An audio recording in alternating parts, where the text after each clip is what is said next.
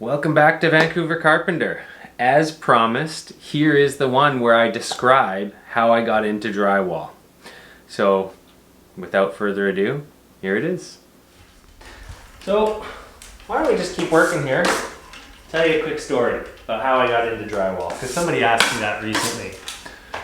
So, I am a ticketed carpenter by trade. I've done my full apprenticeship. And how did I get into drywall? Something that most carpenters turn their noses up at. Well, basically, I was one of those carpenters, but I always liked watching the mud guys work.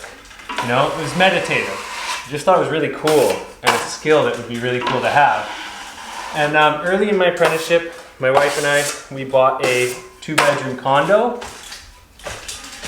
And I did, of course, like most tradespeople when they buy a house, I did the work on my own place. And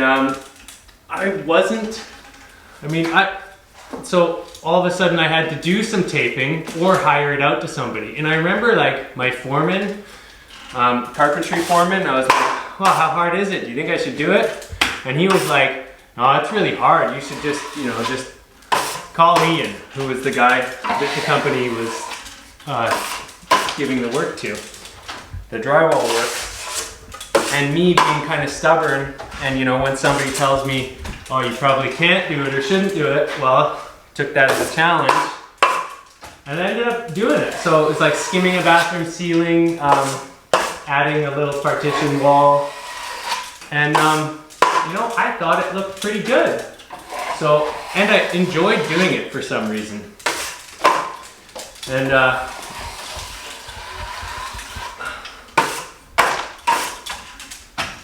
this needs a little more right here. I'm not happy with that.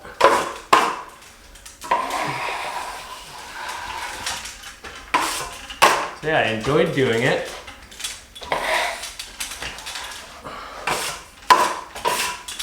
And I was able to make my work look pretty decent. I mean, they were probably full of speed bumps, but it was good enough from what I could tell.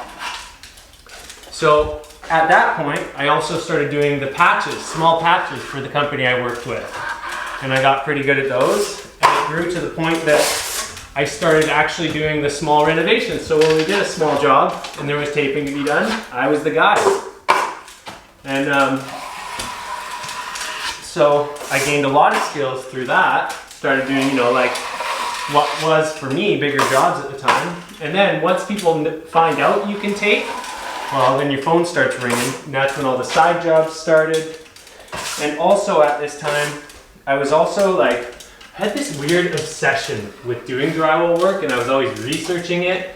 And it was a little bit of a grass is greener thing, where I was framing and doing carpentry by day. And I just was like, oh, I just want to do drywall work. It's fun. After doing this stuff specifically for 5 years, I stopped thinking it was very fun.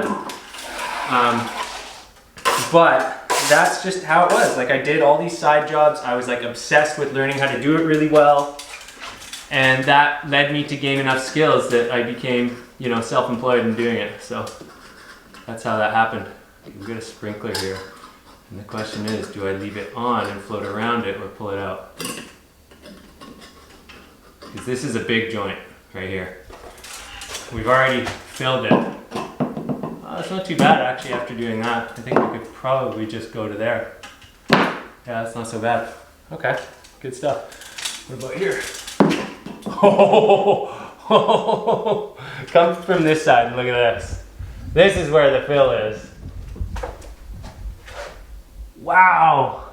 Okay, so it doesn't look like much there or there, but and then when you get to here, it's not so bad. So the good news is we can flare this joint way out this way to make that look a lot better. And we don't actually have to build it out over that. But yeah, that one needs some work. Man, right here. It's flat right there, so we don't have to go too far. It's just all of a sudden right here, and then boom. It's almost like something was buried under there, but. It's the joist. Yeah, the joist drops. The way that they drop. Is there a hanger here? Is this where they connect? Yeah, that's exactly where they connect. Oh, it's probably a joist hanger. Yeah. All right, anyways, let's keep moving on. We'll finish this joint and then I think we'll set up the time lapse. But you guys should be getting a pretty good idea of like how I sort of feather into the work. How are your shoulders holding up? Pretty good. Yeah, you're okay for a little bit longer? You bet. Okay.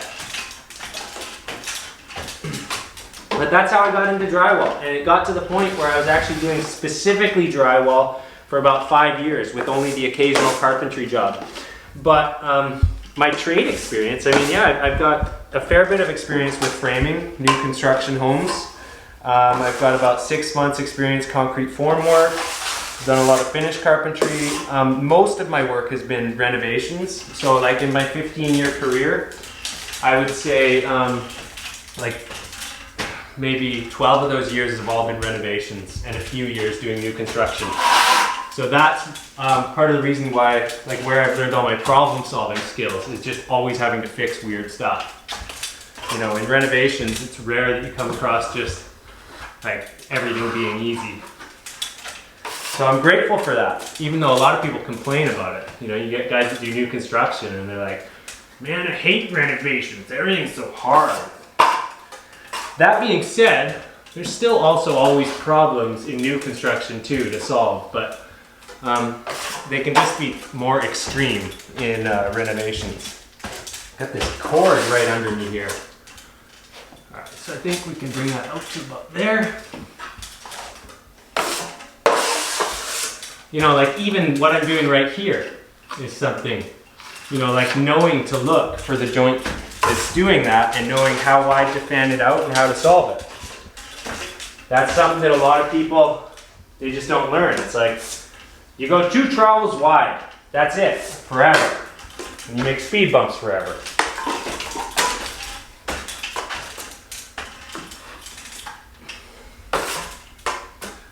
I'm not paid to go 3 trowels wide.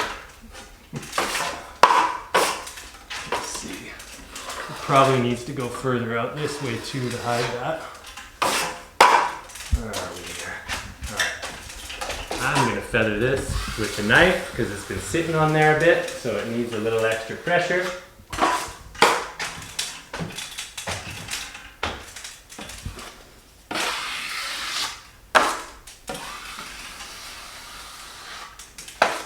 The wider the trowel, the less you can feather the edges because the pressure is just too spread out. All right, start on the edge. Start by pushing that mud in.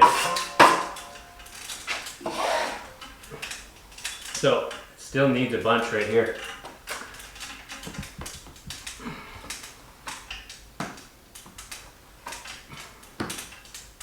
All right, try that again. So I let my trowel and the mud talk to me and tell me where it needs to be. I can live with that. Still need some more here. A little more over the tape.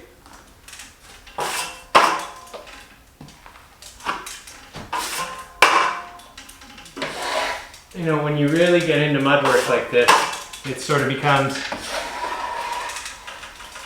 a cross between drywalling and plaster. Come look at this. You can still see that it's still empty. There's still not enough mud here. I should have looked harder at that and built it out at the with confill at the earlier stage. That would have been the way to go about this.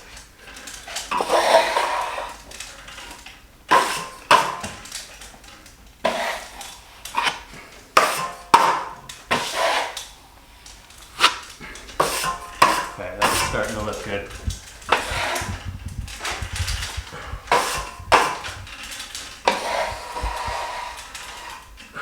Yeah, that's good. There we go. I'm happy with that. That was a big joint.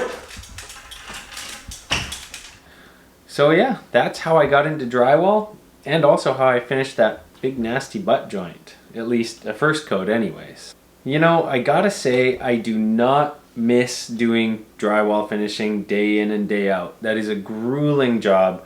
I ruined my shoulder and neck and back. Well, it's not ruined. I'm fine now because I don't do it every single day, but it was pretty ruined at the time. not only that, it just gets really boring after a while. So while I was super interested in it early in my career, after doing that, you know, like 6 days a week, 10, 12 hours a day, yeah, I don't miss it. You know, I'll take carpentry any day of the week, and over contracting, I'll take making YouTube videos any day of the week. So that's a whole other story. I mean, I could make a whole video on how I became a contractor and then how I got into making YouTube videos and, you know, what I do with my time now. Anyways, I'm blabbing and it's getting a little bit grossly narcissistic in here. So with that, we'll end the video, and till the next one. Thanks for watching, guys.